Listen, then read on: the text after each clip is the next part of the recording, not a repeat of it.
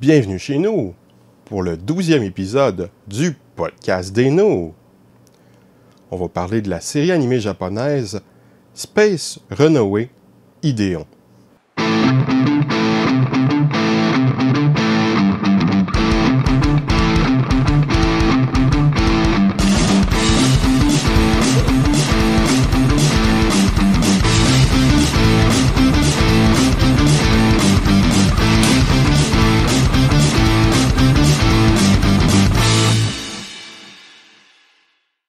Bonjour, voici le podcast des nous. Il est temps de la merveilleuse chronique culturelle du podcast des nous. Il y a quelques jours de cela, j'ai essayé les fameuses chips à saveur de poutine. Pour ceux qui ne savent pas ce qu'est une poutine, c'est un fast-food typiquement québécois qui est composé de frites, de fromage en grains et de sauce brune, avec possiblement d'autres ingrédients qui sont parfois ajoutés. D'ailleurs, pour ceux qui veulent essayer des poutines excellentes et variées avec plein d'éléments dedans, je vous recommande d'aller à Montréal au restaurant La Banquise, ce qui est situé sur la rue Rachel et qui est apparemment ouvert 24 heures sur 24. Pour ce qui est des chips à la poutine, disons que pour une chip, c'est pas tellement difficile d'imiter le goût de la frite, vu que les deux aliments proviennent de la pomme de terre. Ils ont sûrement facilement trouvé un moyen chimique de reproduire le goût de la sauce brune. Pour ce qui est du fromage, je n'ai pas eu l'impression de ressentir tellement le goût du fromage. Je dois avouer que c'était assez moyen. Je dirais même que des chips au barbecue me semblent meilleurs que ça. Plus sérieusement, il est maintenant réellement le temps de la réelle chronique culturelle. Voici maintenant la chronique culturelle. Parce que nous autres, on est culturés, man. Cette semaine, je vais vous parler de Space Runaway Ideon, une série animée japonaise de 39 épisodes produite en 1980-1981, suivie de 2 films sortis en 1982. Ça a été réalisé par Yoshiyuki Tomino immédiatement après sa fameuse série Mobile Suit Gundam. Lors de sa diffusion, la série n'a pas été un succès. Elle fut donc écourtée par rapport au nombre d'épisodes initialement prévus comme son prédécesseur Gundam. C'est une série culte, car Space Runaway Ideon a tout de même eu des fans, dont notamment Hideaki Anno. Selon les propres déclarations de M. Anno, Ideon serait une source d'inspiration pour sa fameuse série Neon Genesis Evangelion. Si certains éléments, certaines scènes de la série, surtout dans les épisodes 14 et 39, laissent présager Evangelion, c'est en fait très différent. Avant de présenter la série, je vais parler du contexte. Dans les années 70, on voit un fort essor de la science-fiction au Japon. Pas uniquement dû au succès notable de Star Wars, qui est sorti en 1977, en 1978 au Japon. Il y a eu notamment Mazinger Z, en série animée de 1972 à 1974, qui fait tout de même 92 épisodes, selon un concept créé par Go Nagai, qui fait simultanément sa version manga, série de robots géants pilotés, qui va lancer la mode des séries de mecha, plus particulièrement des super robots show. Il y a eu aussi en 74-75 la série Space Battleship Yamato, qui fait 26 épisodes. Leiji Matsumoto donnera à cette série son style, qui propose du space opéra avec une histoire complexe abordant des sujets difficiles. Comme les dessins animés japonais pour la télévision de l'époque, Space Battleship Yamato s'adresse avant tout aux enfants, mais cette série a comme particularité de chercher aussi à intéresser les adultes. Ce fut un échec commercial parce que ça jouait en même temps que Heidi. Mais le film, sorti en 1977, qui est un remontage résumant la série, fut un succès qui fait connaître la licence et poussa à la création de suites, d'autres séries de l'Eijimoto et pourquoi pas d'autres dessins animés japonais complexes pouvant intéresser les adultes, tels que Mobile Suit Gundam en 1979-80, qui fait 43 épisodes créés par Yoshiyuki Tomino. Ce Gundam cherche à reprendre la série de mecha avec une approche plus réaliste, un scénario plus complexe, pas juste une série de bons contre les méchants. Il y a de l'intrigue politique. On essaie d'avoir une explication à l'existence des robots géants. Bref, reprendre la démarche de Yamato pour l'appliquer au mecha. On considère Gundam comme la première série de Real Robot Show, par opposition à Super Robot Show, Real se voulant plus réaliste et complexe, Super étant l'approche simpliste suivant le succès de Mazinger Z. Mais en vérité, je trouve la démarcation entre les deux un peu factice. C'est pas toujours aussi simple, surtout dans le cas présent, qui reste tout de même une série de son temps, avec quelques trucs stupides à gauche à droite, sans doute pour les enfants. Lors de sa diffusion initiale, Gundam fut un échec, et donc un peu écourté. Ça a tout de même eu des fans. C'est devenu un succès et un classique avec la vente des jouets dérivés, la rediffusion et la version remontée en 3 films. Après l'échec du dessin animé original de Gundam, son réalisateur va s'essayer avec une autre série de mecha, Ideon. Je dois avouer que la série me fait plus l'effet d'un super robot show que d'un real robot show. C'est bien que pas trop manichéenne, on peut trouver des raisons aux méchants, c'est mieux approfondi. Avec les films, à mon avis, l'histoire est très simple. Mais la série va explorer parfois des thématiques intéressantes. Il y a des colons humains qui vont explorer des ruines archéologiques mystérieuses. Ils vont se faire attaquer par des extraterrestres, le Boff Clan. Les ruines se révèlent être 3 véhicules qui fusionnent pour devenir un robot géant, le Ideon, et un vaisseau spatial, le Solo. Le Ideon se réveille face à cette attaque et les colons pourront donc se défendre. Tout au long de la série, nous verrons le Boff Clan attaquer les colons, généralement pour s'emparer du Ideon, et ceux-ci se défendre avec succès. Le Ideon serait lié pour ceux-ci au Idé, une divinité du Boff Clan. Il venait justement enquêter sur la planète de leur dieu. Les colons vont tenter de fuir afin d'éviter les attaques et mieux comprendre le Ideon.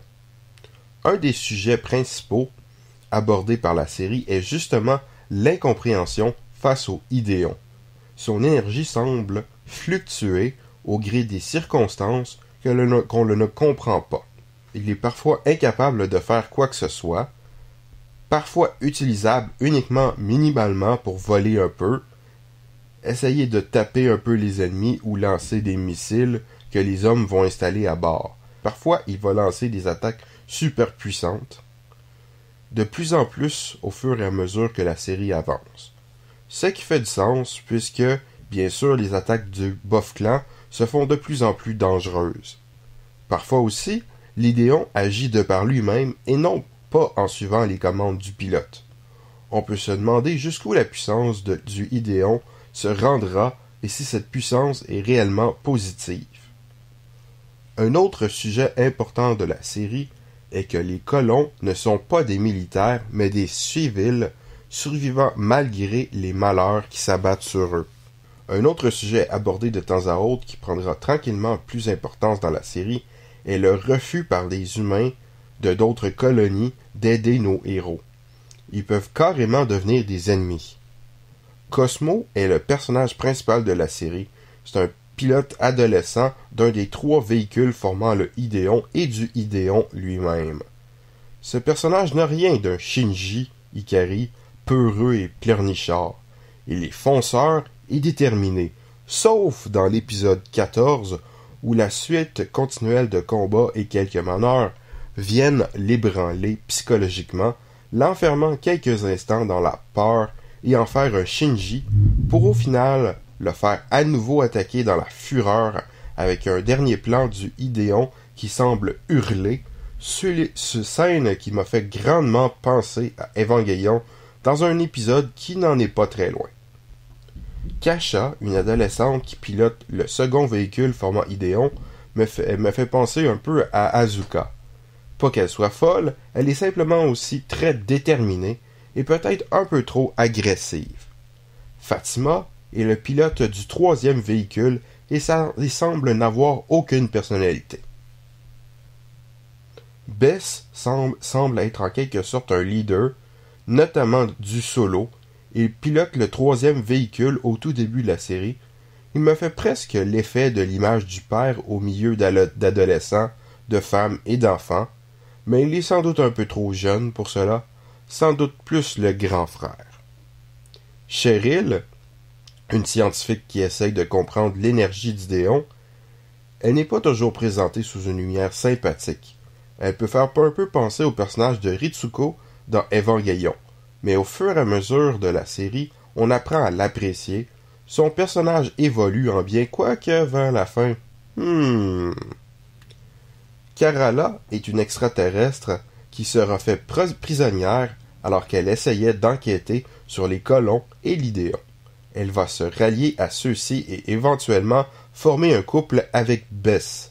Ce n'est pas vraiment un spoiler, tellement le couple était prévisible.